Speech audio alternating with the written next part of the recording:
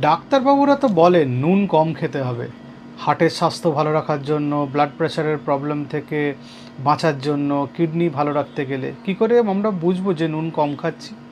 নুন নুন কম খাচ্ছি বুঝতে গেলে আপনাকে টেস্ট বুঝতে হবে। যদি কোনো তরকারি বা কোনো খাবার খেয়ে বোঝা যায় সেটার মধ্যে নুন কম আছে, তার মানেই আপনি নুন কম খাচ্ছেন।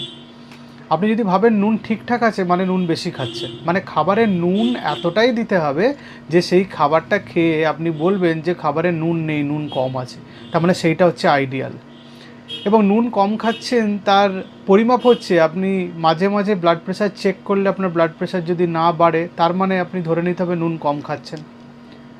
অথবা আপনি সেই খাবারগুলো এড়িয়ে যাচ্ছেন যেগুলোতে নুন বেশি থাকে, যেমন চানাচুর, যেমন পাঁপড়, যেমন আচার, যেমন ফাস্ট ফুড, জাঙ্ক ফুড এবং বেশি বাইরে খাবার। সুতরাং নুন কম খাওয়াটা শরীরের জন্য দরকার, এটাকে প্লিজ মনে রাখবেন।